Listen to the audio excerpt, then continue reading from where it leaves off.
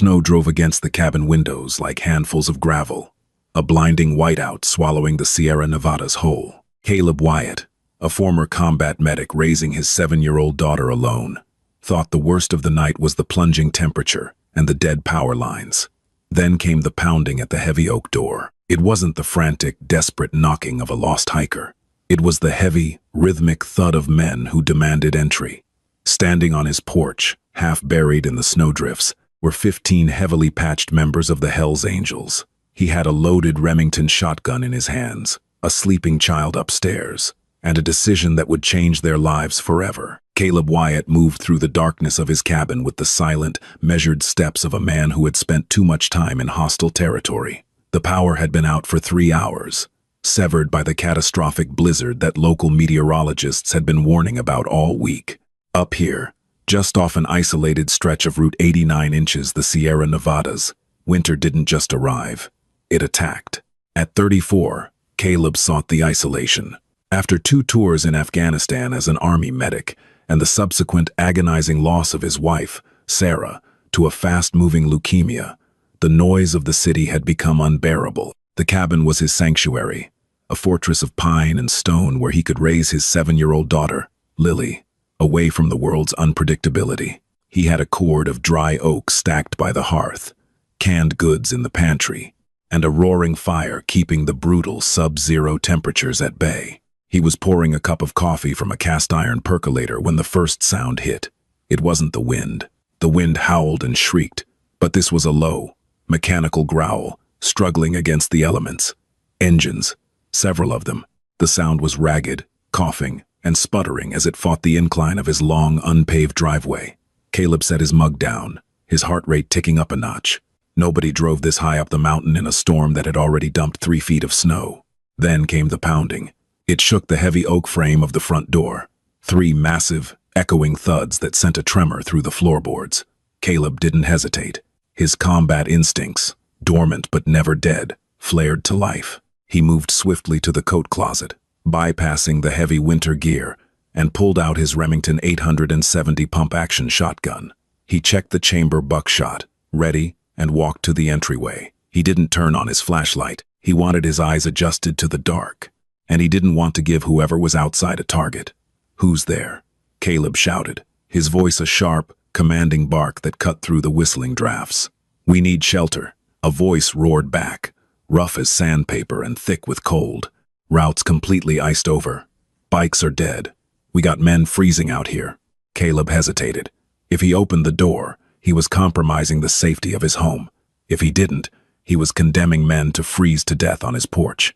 The medic in him, the man who had sworn an oath to preserve life, fought a brief, violent war with the protective father. He racked the shotgun, a universal sound of warning, and unlocked the deadbolt, pulling the door open just a few inches. The wind instantly screamed into the room, bringing a flurry of blinding white snow. Standing on his porch was a mountain of a man. His beard was caked with ice, his face raw and windburned. But it was what he was wearing that made Caleb's grip tighten on the Remington. A heavy leather cut, stiff with frost, bearing the unmistakable red and white death's head patch of the Hells Angels Motorcycle Club. Behind him, huddled against the log walls of the cabin and half buried in the snow, were 14 other men. They looked like an invading army that had been utterly defeated by the weather. Their heavy boots were packed with snow, their denim and leather no match for a high-altitude blizzard. A few miles down the road, Caleb knew. A patch of black ice on a hairpin turn must have taken out their convoy.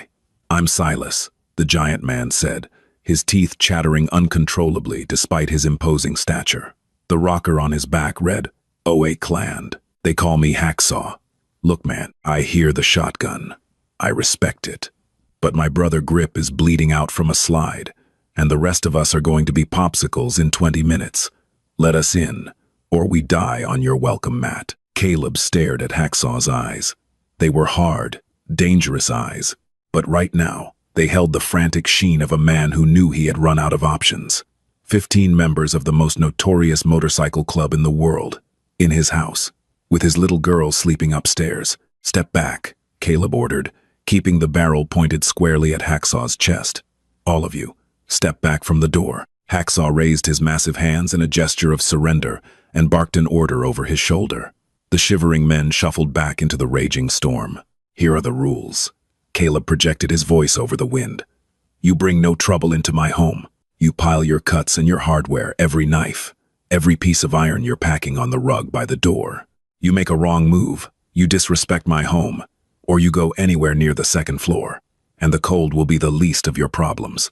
Understood?" Hacksaw nodded solemnly. "You have my word. We just need the fire." Caleb stepped back and pulled the door wide open.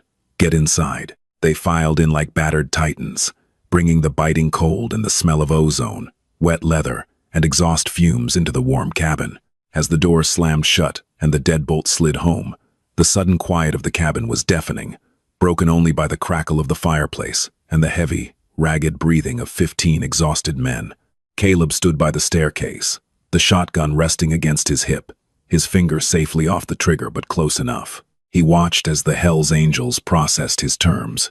Hacksaw, the apparent president or road captain of this crew, didn't hesitate. With numb, fumbling fingers, he unzipped his heavy leather jacket and shrugged it off. From his waistband, he pulled a heavy Colt 1911 and laid it gently on his cut. Then came a folding buck knife. He turned to his men. "You heard the man. Unload." There was a moment of heavy, suffocating tension.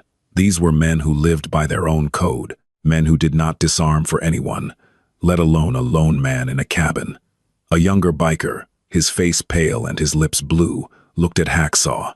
"Boss, we don't—" "I said unload." "Dutch," Hacksaw growled, the authority in his voice leaving no room for debate. "This man is saving our lives. We play by his rules." Reluctantly, the metallic clatter began. Guns of various calibers, hunting knives, brass knuckles, and heavy chains were deposited onto the growing pile of frozen leather vests on the entryway rug. It was an arsenal. Caleb's eyes scanned the room, committing faces and body language to memory. He noted who looked angry, who looked scared, and who looked like they were in shock. "Sit by the fire," Caleb instructed, his voice calmer now that the weapons were out of their hands. "Don't crowd it too fast, or you'll send yourselves into shock. I'll get blankets." As he turned to head to the linen closet, a soft, sleepy voice stopped every man in the room cold. "Daddy?" Caleb froze. At the top of the stairs stood Lily. She was wearing her oversized flannel pajamas, clutching a worn-out stuffed rabbit by the ear. She rubbed her eyes, blinking against the dim light cast by the fire and the battery-powered lanterns. The shift in the room's atmosphere was instantaneous and jarring. 15 hardened bikers, men whose very presence instilled fear in bars and on highways across the country, suddenly stiffened. The cursing stopped. The rough shuffling ceased. Caleb felt a cold spike of pure terror, not for himself, but for her. He moved to the bottom of the stairs, positioning his body between his daughter and the crowd. "It's okay, Bug," Caleb said, forcing a gentle, steady tone into his voice. "We just have some guests who got stuck in the snow. Go back to bed." Lily didn't retreat. Instead, she walked slowly down the first few steps, her wide, curious blue eyes taking in the massive, tattooed men filling her living room. She looked at Hacksaw, whose scarred face was illuminated by the firelight, and then at Dutch, a giant of a man with a shaved head and a spiderweb tattoo crawling up his neck. Dutch, who just moments ago had hesitated to hand over his weapon, looked at the little girl. The hardness in his eyes melted away, replaced by an awkward, almost terrified gentleness. He instinctively tried to hide his tattooed hands behind his back. "Sorry to wake you, little miss," Dutch mumbled, his deep voice cracking slightly. Lily stopped halfway down the stairs and looked at Caleb. "Are they cold, Daddy?" "Yes, sweetie. They're very cold." Lily nodded solemnly. "I'll get my extra quilt." Before Caleb could stop her, she turned and padded back down the upstairs hallway. Caleb let out a breath he didn't realize he was holding. He looked back at the room. Hacksaw was staring at him, a profound look of understanding passing between them. "You got a beautiful girl there, man," Hacksaw said quietly. "We won't bring no foulness into her house. I swear it on my patch." "Appreciate that," Caleb said, setting the shotgun down behind the kitchen counter, out of sight but within reach. "Now, who's the one bleeding?" "The Casmo," with a fresh prospect patch on his frozen jacket. He was completely pale, sweating profusely despite the freezing temperatures. His right pant leg was shredded, dark, viscous blood pooling heavily around his heavy combat boot, staining the cabin's hardwood floor. "Lay him on the kitchen table," Caleb barked, his medic training taking over entirely. The father and the cautious host vanished. Staff Sergeant Wyatt was back in the field. "Clear the table. Move." Dutch and another biker named Jax swept the fruit bowl and placemats off the heavy oak table and hoisted the young man onto it. "What's his name?" Caleb asked, rushing to the bathroom to grab his extensive medical jump bag. "We call him Grip," Hacksaw said, hovering anxiously near the table. Caught a patch of black ice near a cliff edge. Bike slid out, caught his leg between the exhaust pipe and a jagged guardrail. "He's been losing blood for an hour." Caleb returned, snapping on a pair of blue nitrile gloves. He flicked on his brightest tactical flashlight and handed it to Hacksaw. "Hold this steady, right on the wound." Caleb took a pair of heavy trauma shears and cut away the thick, blood-soaked denim of Grip's jeans. The wound was ugly, a jagged, 6-inch laceration that ran deep into the calf muscle, dangerously close to the tibial artery. It was a mess of torn tissue, road grime, and congealed blood. "He needs a hospital," Caleb said, applying direct heavy pressure with a stack of gauze pads. Grip groaned in agony, his back arching off the table. "Roads are impassable," Jack said grimly. "Tow trucks won't even come up here until the plows get through, and that won't be till tomorrow afternoon." "Then he gets me," Caleb muttered. "Hold him down. This is going to suck." Dutch pinned Grip's shoulders, while another biker grabbed his good leg. Caleb flushed the wound with copious amounts of saline, ignoring the young man's muffled screams. He worked with brutal efficiency, the same way he had patched up shrapnel wounds in the Korengal Valley. He dug out bits of asphalt and shredded denim with forceps. As Caleb worked, the rest of the bikers watched in stunned silence. They were men accustomed to violence, to inflicting damage, but watching this quiet, solitary man transition into a seasoned trauma surgeon on a kitchen table commanded an absolute, reverent silence. Lily returned downstairs, dragging a massive, heavy quilt behind her. She stopped at the edge of the kitchen, her eyes widening at the sight of the blood. Hacksaw gently stepped in front of her, blocking her view. "Hey there, little miss," Hacksaw whispered, taking the quilt from her. "Thank you. Why don't you help your dad by getting some waters from the fridge? We're awfully thirsty." Lily nodded, distracted from the makeshift surgery, and went to the refrigerator, pulling out bottled waters and handing them to the terrifying men sitting on the floor, who accepted them with quiet, polite mumbles of, "Thank you, ma'am." Back at the table, Caleb threaded a curved needle. "I don't have enough local anesthetic to numb this completely, Grip. You're gonna feel the bite." "Do it," Grip hissed through clenched teeth. Caleb began to suture. His hands were machines, steady and precise. In, out, tie off. In, out, tie off. It took 20 minutes of grueling concentration, the only sounds being the wind outside, Grip's ragged breathing, and the snipping of scissors. As Caleb was finishing the final layer of stitches, he needed a fresh gauze pad. He reached blindly toward the pile of Grip's discarded gear that had been dumped on the adjacent chair. His hand brushed against Grip's leather saddlebag, which had been unbuckled during the crash. The heavy leather flap fell open. Caleb froze. Inside the saddlebag, illuminated perfectly by the spill of the tactical flashlight Hacksaw was holding, were neat, tightly wrapped bricks of cash, hundreds of thousands of dollars. Beneath the cash was the dull, distinct gleam of an automatic weapon, completely unregistered, with a heavily modified suppressor attached. The air in the kitchen suddenly turned to ice, colder than the blizzard raging outside. Hacksaw saw it too. The flashlight beam wavered for a fraction of a second. Caleb looked up slowly from the wound, his eyes locking with the Hells Angels president. The fragile trust they had built over the last 40 minutes hung by a microscopic thread. This wasn't just a joyride gone wrong. They were moving something major, and Caleb had just seen behind the curtain. Men had been killed for seeing far less. Caleb held Hacksaw's gaze. He didn't reach for the shotgun. He didn't shout. He simply reached over, grabbed the flap of the saddlebag, and flipped it shut, hiding the contraband from view. He turned back to the wound, snipped the final thread, and wrapped the calf tightly in a clean compression bandage. "Keep his leg elevated," Caleb said, his voice entirely devoid of emotion. "If he spikes a fever, wake me up. Otherwise, let him sleep." Hacksaw stared at Caleb, a myriad of calculations running behind his weathered eyes. He slowly lowered the flashlight. "You saved his leg," Hacksaw said quietly, the unspoken tension vibrating between them. "Maybe his life." Caleb stripped off his bloody gloves and tossed them in the trash. He looked Hacksaw dead in the eye, pointing a finger toward the living room where Lily was handing a bottle of water to a heavily tattooed biker. "I didn't see anything in that bag, Silas," Caleb said, his voice dropping to a low, dangerous whisper that only the two of them could hear. "I saw a man bleeding out, and I fixed him. That is where my involvement ends. You and your men are guests in my home until the storm breaks. But if whatever trouble follows that money comes to my door and threatens my daughter, I won't use the buckshot. I'll use the slugs." Hacksaw didn't bristle at the threat.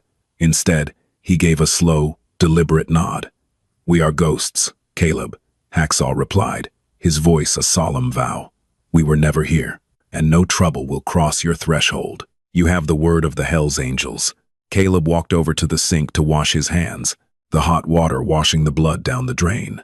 He had 15 outlaws sleeping in his living room, a fortune in illicit cash sitting on his kitchen chair, and a blizzard locking them all inside. It was going to be a very long night. The hours between midnight and dawn stretched into an agonizing eternity.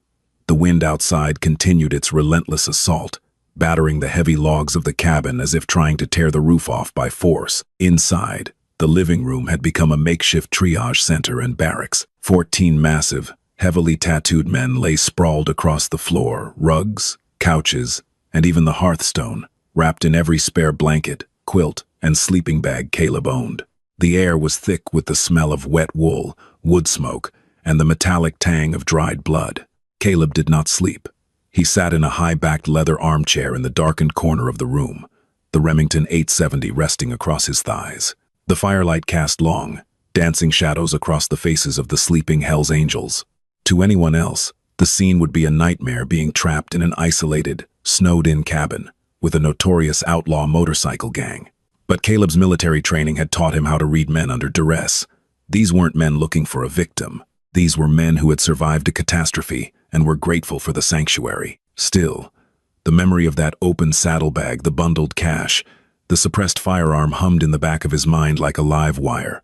Across the room, sitting cross-legged by the fire with a mug of lukewarm coffee, was Hacksaw. The Oakland chapter president hadn't slept either. His eyes, heavy with exhaustion, were locked on the flames, though Caleb knew the man was acutely aware of his every movement. Around 3 in the morning, a massive biker named Grinder, a man whose face was a canvas of terrifying, intricate ink, stirred. He sat up, groaning softly as his frozen joints protested, and padded quietly toward the kitchen for water. On his way back, he stopped abruptly at the foot of the stairs. Caleb tightened his grip on the shotgun. Standing on the bottom step, clutching her stuffed rabbit, was Lily. She was staring up at Grinder. Grinder, who stood 6'4" and weighed close to 300 pounds, froze entirely. He looked terrified of making the wrong move. "I can't sleep," Lily whispered, her voice tiny in the cavernous room. "The wind is too loud." Grinder looked at Caleb, panic flashing in his dark eyes, silently pleading for the father to intervene. But Caleb stayed seated, watching intently. He wanted to see how the man reacted. Slowly, carefully, Grinder sank to one knee, bringing himself down to Lily's eye level. He held his hands open, showing they were empty. "The wind is mighty loud, little bird," Grinder rumbled, his voice a deep, gravelly bass that he was clearly trying to soften. "Sounds like a big old freight train, don't it?" Lily nodded. "Are you scared of it?" Grinder offered a crooked, gentle smile that completely changed the landscape of his scarred face. "Nah. You know why? 'Cause this cabin your daddy built? It's strong, wood and stone. The wind can huff and puff all it wants, but it ain't getting in here. You're safe as a bug in a rug." Lily seemed to consider this. She pointed a small finger at a sprawling, colorful tattoo of a dragon winding down Grinder's thick forearm. "Did that hurt?" Grinder chuckled softly, a sound like grinding stones. "A little bit. But dragons are supposed to be tough, right? Gotta earn 'em." He slowly reached into the pocket of his heavy flannel shirt and pulled out a small, beautifully whittled wooden horse. "I make these when I get restless on the road. Helps keep my hands busy. You want it to guard your room from the wind?" Lily's eyes lit up. She took the wooden horse gently. "Thank you, Mr. Dragon." "You're welcome, little bird." Now, you better get back to bed before your dad gets mad at me for keeping you up. Lily nodded, turned, and padded back up the stairs. Grinder let out a massive sigh of relief, stood up, and met Caleb's eyes across the dark room. Caleb gave a slow, respectful nod. Grinder tapped his chest over his heart and returned to his spot on the floor. Hacksaw walked over to Caleb's corner, pulling up a wooden dining chair and sitting down heavily. "He's a good man, Grinder," Hacksaw whispered. "Got 3 girls of his own down in Fresno. He'd jump in front of a bullet for any of 'em. Same as you." "I'm sure he is," Caleb replied softly, keeping his voice low. "But good men can still drag trouble behind them, Silas. And trouble usually follows bags of unmarked cash and unregistered iron." Hacksaw rubbed his face with a calloused hand, staring at the floorboards. "I owe you the truth, Caleb. The man on the table in there, Grip, that cash belongs to his old man. His father was a club legend who got jammed up by a cartel out of Reno. They bled his family dry, extorted them for years. That money in the bag, we didn't steal it. We took it back, every last dime." Caleb listened, his face impassive. "And the cartel? They weren't happy to see us," Hacksaw admitted grimly. "We hit their stash house, got the money, and rode out. But they had numbers. They chased us into the mountains. We took Route 89 to lose them in the storm, knowing their trucks couldn't handle the ice. But we pushed too hard. Grip went down. We're not criminals looking to rob a bank, Caleb. We're brothers making things right for a kid who lost everything. But the people we took it from, they're not the forgiving type." "Are they coming up this mountain?" Caleb asked, the temperature in his veins dropping. "No," Hacksaw said firmly. "The storm closed the pass behind us. Nobody is getting up here until the plows come through. And by then, we'll be long gone. You and your little girl are safe." Caleb looked at the Hell's Angel, then turned his gaze to the frosted window panes. The wind was beginning to change its pitch. "I hope you're right, Silas. For all our sakes." Dawn broke with a blinding, pristine brilliance. The storm had finally exhausted itself, leaving behind a profound, ringing silence. Sunlight poured through the cabin windows, reflecting off the 3.5 feet of fresh, unbroken powder that buried the world outside. The pine trees were heavy with snow, and the driveway was completely erased. Inside the cabin, the atmosphere was surreal. Caleb stood at his industrial gas stove, flipping massive stacks of buttermilk pancakes on a cast-iron griddle, frying thick cuts of bacon, and brewing pots of strong black coffee. His kitchen was entirely occupied by 15 Hell's Angels. Grip was awake, pale but coherent, propped up on the couch with his leg elevated. Caleb had checked the sutures. There was no sign of infection, and the bleeding had stopped. The prospect was eating pancakes with the ravenous hunger of a survivor. The men were polite to a fault. They called Caleb sir and Lily ma'am. They took turns washing the dishes in the sink, careful not to break Caleb's ceramic plates. Dutch, the towering man with the spiderweb tattoo, was sitting at the table, patiently letting Lily braid a tiny section of his long, graying beard. The sheer juxtaposition of these hardened, violent men engaging in domestic morning routines was almost comical. But the peace was fragile, and it shattered at 9:15 a.m. Caleb had a shortwave emergency radio on the kitchen counter, tuned to the local emergency frequencies to monitor the snowplow progress. Mostly, it had been static and weather reports. Then, a different voice broke through the crackle. It wasn't a county dispatcher. "Yeah, this is Unit 3. We're at the base of the 89 incline. The road is impassable for the trucks, but we've got tracks, a whole mess of them. Motorcycles. They headed up before the snow dumped the hardest." The clatter of forks against plates in the cabin ceased instantly. Dutch stiffened, pulling his beard gently away from Lily. Hacksaw set his coffee mug down, his jaw tight. "Copy that.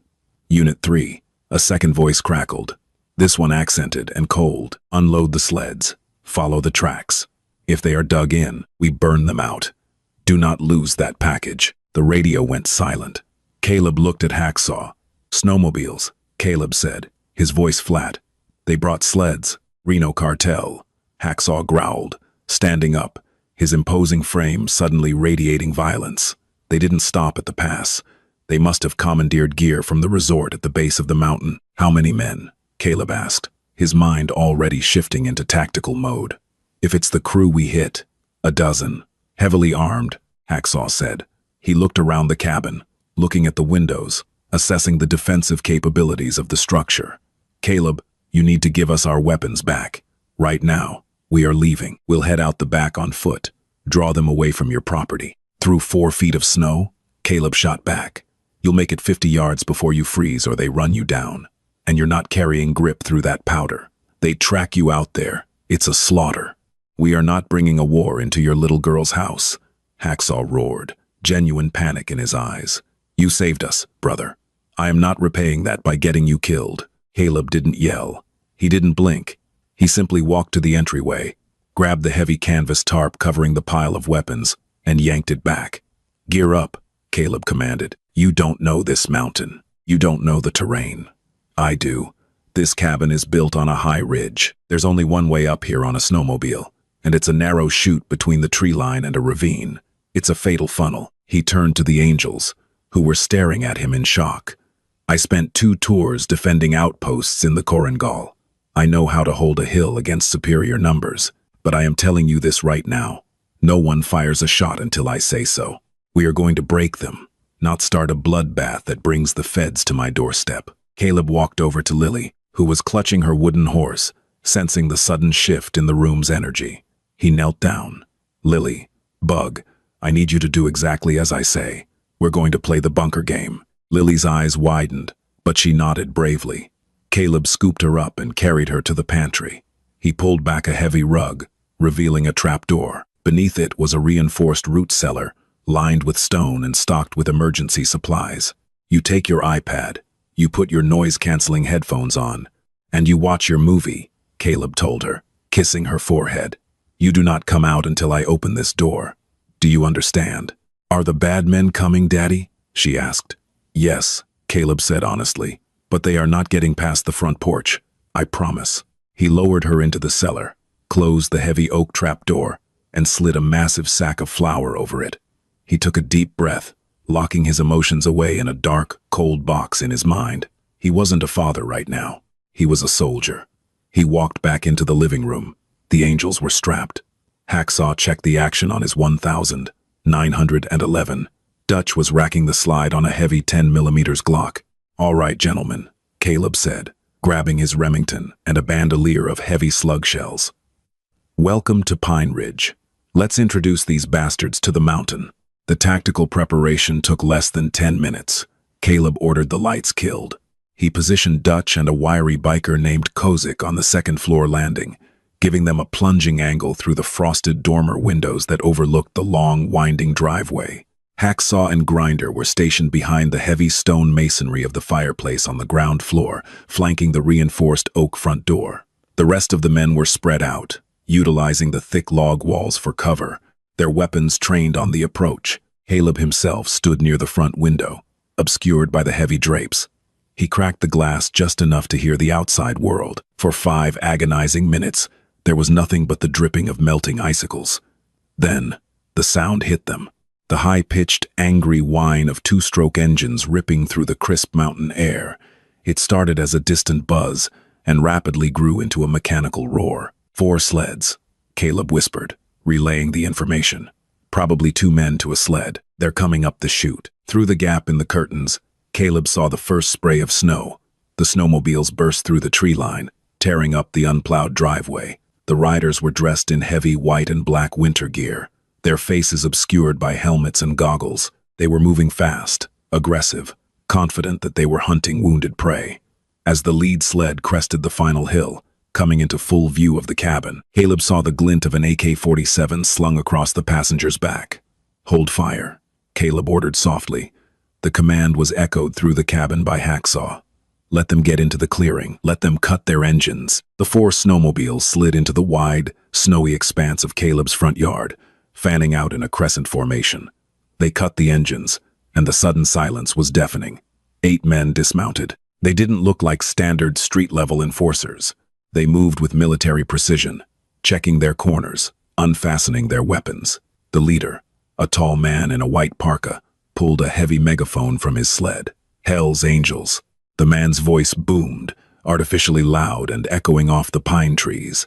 We know you are in there. The house is surrounded. Send out the saddlebag, and we will make your deaths quick. Keep it, and we will burn this cabin to the foundation with everyone inside." Inside the cabin, Grinder gripped his weapon, his knuckles white. "Let me take his head off, Caleb," he hissed. "No," Caleb said coldly. "We hit the machines, not the men. We trapped them." Caleb took a breath, stepped out from behind the curtain, and kicked the front door open with his heavy boot. He stepped onto the porch, the Remington 870 raised and locked tightly against his shoulder. The cold air hit his face like a slap. The 8 cartel enforcers snapped their weapons toward him. "This is private property," Caleb roared, his voice carrying the unquestionable authority of a man who had commanded troops under fire. "You have exactly 5 seconds to turn those sleds around and get off my mountain." The cartel leader laughed, a harsh, dismissive sound. He raised his assault rifle, aiming squarely at Caleb's chest. "You are making a mistake, civilian. You are dead, man." Caleb didn't wait for the 5 seconds. He didn't hesitate. He squeezed the trigger. The Remington barked, a concussive boom that shattered the mountain's silence. Caleb hadn't aimed at the leader. He had aimed at the lead snowmobile. The heavy, 1-ounce lead slug tore through the machine's cowling, completely destroying the engine block and showering the leader in shrapnel and sparking metal. Before the cartel men could even process the explosion, Caleb racked the slide and yelled, "Now!" The cabin erupted. From the second-floor windows, Dutch and Kozik opened up, not aiming for center mass, but unleashing a terrifying barrage of suppressing fire that chewed up the snow and shattered the windshields of the remaining snowmobiles. From the ground-floor windows, Hacksaw and the other angels fired in disciplined, rhythmic bursts.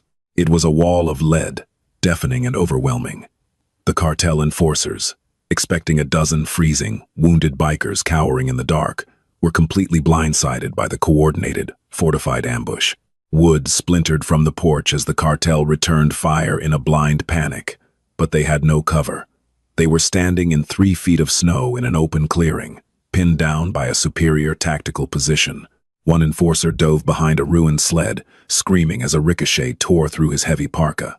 Another tried to start his machine, only for a shot from Dutch's heavy 10mm to rip the handlebars clean off. Caleb fired a second slug, this one blowing the tread off the third snowmobile.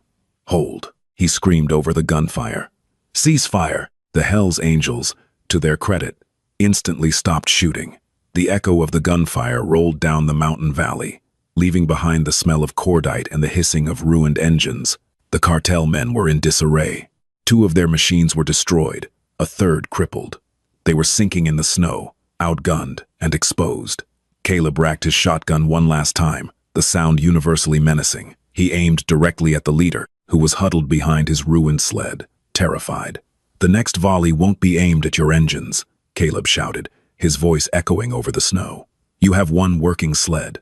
You drop your rifles in the snow, you put your wounded on that sled, and you start walking. You come back. I bury you in the ravine." The cartel leader looked at the shattered remains of his convoy, then up at the dark, imposing cabin bristling with gun barrels. He made the only calculation left to him. He dropped his AK-47 into the snow and raised his hands. His men followed suit, discarding their weapons with shaking hands. Moving with desperate haste, they piled onto the sole working snowmobile and began the slow, humiliating, freezing trek back down the mountain pass, leaving their weapons and ruined sleds behind. Caleb stood on the porch, watching them until they disappeared into the tree line. He didn't lower his weapon until the sound of their engine completely faded away. Only then did the adrenaline begin to recede, leaving his muscles trembling slightly. He turned around and walked back into the cabin. The Hells Angels were staring at him. These were men who had seen war on the streets, men who feared nothing, but the look they gave Caleb Wyatt was one of absolute, profound awe.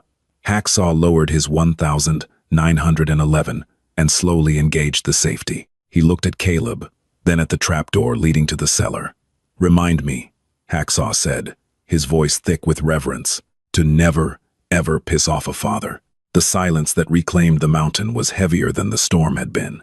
Smoke drifted lazily from the barrels of the cartel's ruined snowmobiles, staining the pristine white snow of Caleb's front yard.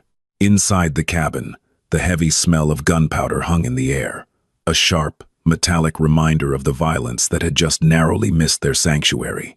Caleb didn't lower his guard immediately. He stood by the window, his eyes scanning the tree line, watching for any sign of a flank or a second wave. The military training that had kept him alive in the Karengal Valley was a cold, efficient machine, and it told him not to relax until the perimeter was absolutely secure. Dutch, Kozik, Caleb barked, his voice tight. Keep your eyes on the descent. If they come back, they'll come on foot through the trees. Give me a sitrep. Clear sight lines. Caleb, Dutch called down from the second-floor landing, his heavy 10mm still resting on the windowsill.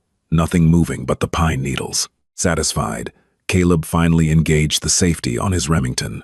He leaned the shotgun against the stone hearth and walked straight to the pantry. He dragged the heavy sack of flour off the trapdoor and pulled it open. "Lily?" he called softly, the harsh edge of the combat veteran instantly evaporating, replaced by the gentle anxiety of a father. A moment later, a small face peered up from the gloom of the root cellar. She had her oversized noise-canceling headphones securely over her ears, her iPad glowing in her hands. She pulled one ear cup back. "Are the bad men gone, Daddy?" she asked, her voice trembling just a fraction. "They're gone, Bug," Caleb said, reaching down and lifting her effortlessly out of the cellar. He held her tight against his chest, burying his face in her hair. "They decided they didn't like the cold. You did so good. I'm so proud of you." When Caleb carried Lily back into the living room, the atmosphere among the Hells Angels had shifted entirely. Before the firefight, they had looked at Caleb with the cautious respect one gives an armed host. Now, they looked at him with the profound, unspoken reverence reserved for a brother in arms. He hadn't just sheltered them. He had taken the front line to protect them, risking his own life and his home to keep the cartel from executing a wounded prospect. Hacksaw walked over, the sheer size of the Oakland president making the cabin feel small. He looked at Caleb, then at Lily, and slowly reached into his heavy leather cut. He didn't pull out a weapon. He pulled out a small, heavy silver medallion on a thick chain. It bore the unmistakable winged death's head of the club, but it was different. It lacked the standard rockers and club text, replaced instead with a deeply engraved insignia of a shield. "My old man gave me this before he passed," Hacksaw said, his voice a low rumble that commanded the absolute silence of every man in the room. "It's meant to signify safe passage, a promise of blood and iron." He knelt down, his bad knees popping, and held the medallion out to Lily. She looked at her father, who gave a slow, measured nod. She took it, her tiny fingers wrapping around the heavy silver. "You keep that safe, little miss," Hacksaw told her softly. Then he stood and locked eyes with Caleb. "You saved Grip's life on that table. You saved the rest of us on that porch. I know you want no part of our world, Caleb. I respect that. But you have a marker with the Hells Angels now, a marker that never expires. Whatever you need, whenever you need it, just get your men home safe, Silas," Caleb said quietly.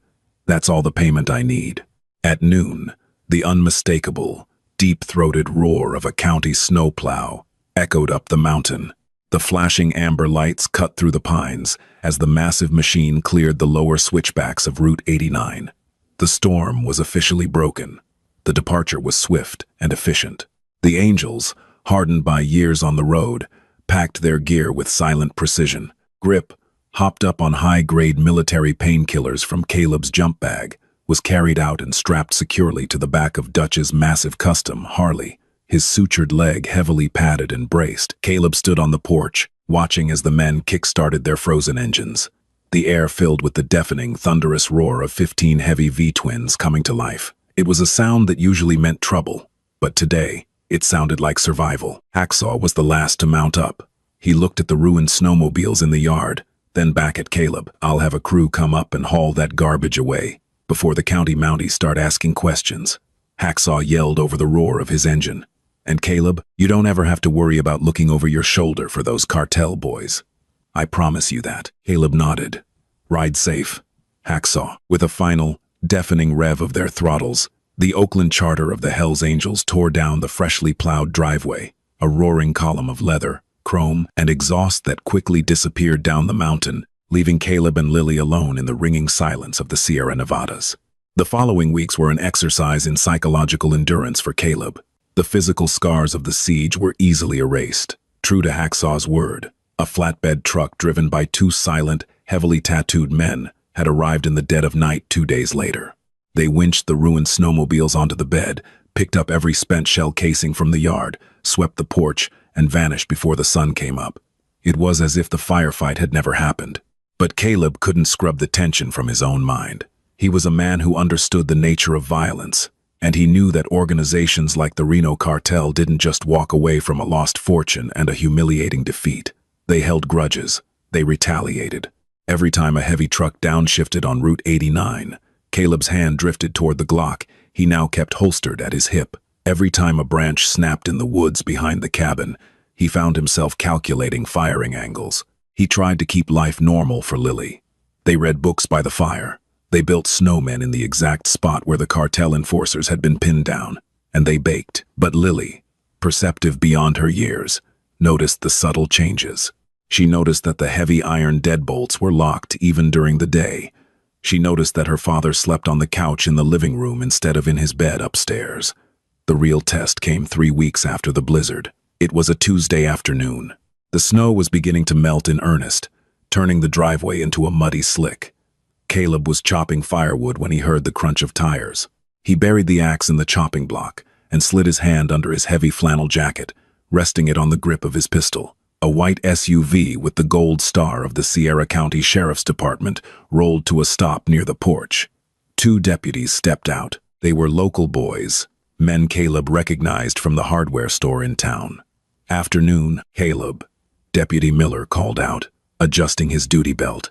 "Everything all right up here?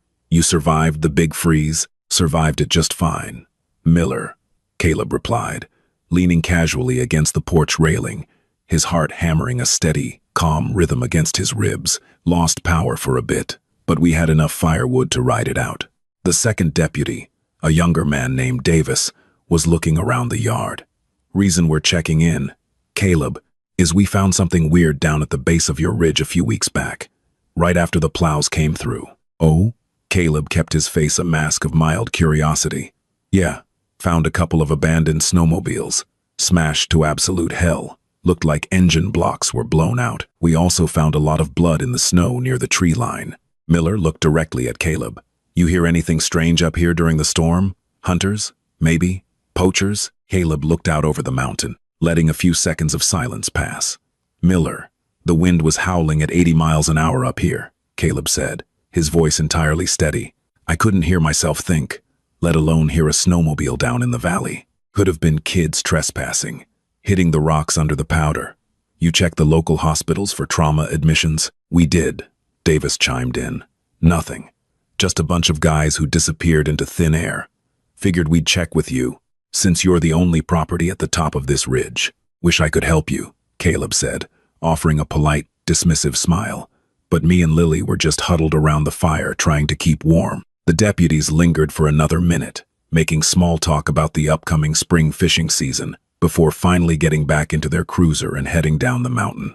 Caleb watched them go until the taillights vanished around the bend. He let out a long, ragged breath. He had lied to the police to cover for an outlaw motorcycle club and a cartel shootout. He was entirely compromised. But as he looked through the cabin window and saw Lily sitting at the kitchen table, drawing a picture of a dragon with a wooden horse sitting next to her crayons, he knew he would do it all again. As the months passed and spring fully bloomed, turning the White Mountain into a lush, vibrant green, the paranoia slowly began to recede. The cartel never came. The shadows stopped looking like hitmen. Caleb began to sleep in his own bed again. The night of the blizzard began to feel like a bizarre, violent fever dream. He thought he had seen the last of the Hells Angels. He thought the debt was settled, the ledger closed. He was wrong. It was a bright, clear Saturday morning in early June. The air was crisp, smelling of pine needles and damp earth. Caleb was out on the front porch, a mug of coffee in his hand, watching Lily try to catch butterflies in the tall grass near the tree line. It was an idyllic, peaceful scene, the kind of morning Caleb had moved to the mountains to find. Then he felt it. It didn't start as a sound. It started as a vibration in the floorboards of the porch, a low, rhythmic tremor that traveled up through the soles of his boots. He frowned, looking toward the horizon. The sky was clear. It wasn't thunder. Then the sound reached them. It was a massive, mechanical roar, deeper and more terrifying than the blizzard winds had ever been. It was the sound of rolling thunder, amplified and sustained. Lily stopped running and looked toward the driveway, her eyes wide. Caleb set his coffee mug down on the railing. The combat instincts flared immediately, but this time he didn't reach for his gun. He recognized that sound, but the sheer volume of it was staggering. This wasn't 15 bikes. This was an army. "Lily, come here," Caleb called out, his voice sharp but calm. She ran to him, hiding behind his leg, peering out at the road. Around the final bend of the steep dirt driveway came the vanguard. Riding at the front, his massive frame unmistakable even behind aviator sunglasses, was Hacksaw. Flanking him were Dutch and Grinder, but it was what was behind them that made Caleb's breath catch in his throat. A river of chrome and leather poured up the mountain, 2 by 2, in perfect, disciplined formation. Heavy V-twin motorcycles crested the hill and filled the clearing. They wore rockers from Oakland, from Vallejo, from Sacramento, from Nomads chapters across the Nevada border. The deafening roar of the engines shook the pine cones from the trees. They kept coming, dozens of them. They flooded the driveway, wrapping around the cabin, parking with military precision. Caleb did the math in his head as they cut their engines one by one, a cascading wave of silence finally falling over the mountain. 102 bikes, over 100 patched members of the Hells Angels, standing in his front yard. Caleb stood on his porch, holding Lily's hand tightly. He had no idea what this was, a show of force, a retaliation. The sheer, intimidating presence of that many outlaws was enough to make a lesser man break and run. Hacksaw dismounted slowly, pulling off his heavy leather gloves. He didn't look like a man looking for a fight. He looked solemn. He walked up to the edge of the porch, followed closely by a young man who walked with a pronounced limp but moved with purpose. It was Grip. "Caleb," Hacksaw said, his voice carrying easily in the sudden quiet. "Silas." Caleb nodded respectfully. "That's a lot of iron for a social call." A low rumble of laughter rolled through the crowd of bikers, breaking the tension. Hacksaw smiled, a genuine, warm expression that crinkled the deep scars around his eyes. "We didn't come for a social call, brother," Hacksaw said. He gestured to Grip, who stepped forward. Grip looked at Caleb, his eyes filled with an intensity that made Caleb pause. The young man reached out and extended his hand. Caleb took it. Grip's grip was like a vice. "The doctors in Oakland said another 20 minutes, and I would have lost the leg," Grip said, his voice thick with emotion. "Another hour, and I would have bled out. I owe you my life, Mr. Wyatt. The club owes you my life." "You're standing on 2 feet, Caleb said, squeezing the young man's hand. "That's good enough for me." Hacksaw stepped up onto the first step of the porch. He looked out over his men, then back to Caleb. "You spent the last 3 months looking over your shoulder, Caleb," Hacksaw said quietly, lowering his voice so only Caleb and Lily could hear. "Wondering if those cartel boys from Reno were going to come back up this mountain and threaten your little girl." Caleb's jaw tightened. "The thought crossed my mind. You don't have to think about it anymore," Hacksaw said flatly, a cold, dangerous edge entering his tone. 2 weeks after we left this mountain, the Oakland, Sacramento, and Reno charters paid a visit to that cartel's operation. We burnt their stash houses to the ground. We took their leadership for a very long, very one-way ride into the desert. The Reno cartel does not exist anymore. They will never come for you." Caleb stared at Hacksaw, stunned. An entire criminal syndicate, dismantled and destroyed, simply to ensure the safety of a lone man who had done them a favor. The sheer scale of the retaliation was terrifying, yet deeply, profoundly humbling. "You didn't have to go to war for me, Silas," Caleb whispered. "We protect our own," Hacksaw replied simply.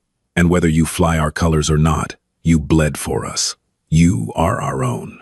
Hacksaw turned to the crowd of 100 men. He raised his fist in the air.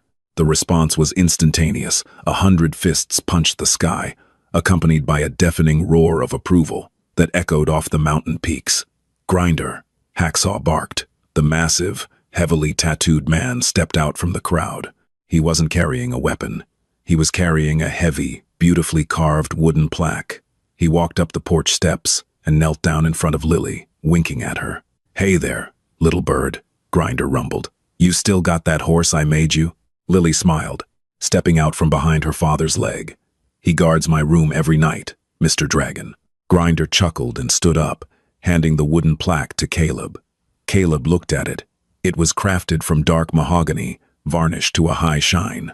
Burnt into the wood was a beautifully rendered image of the Hells Angels' death's head, but instead of the club name, the text curving around the skull read, "Protected by the Brotherhood, this property is sanctuary. You hang that on your gate at the bottom of the driveway," Hacksaw instructed, his tone dead serious.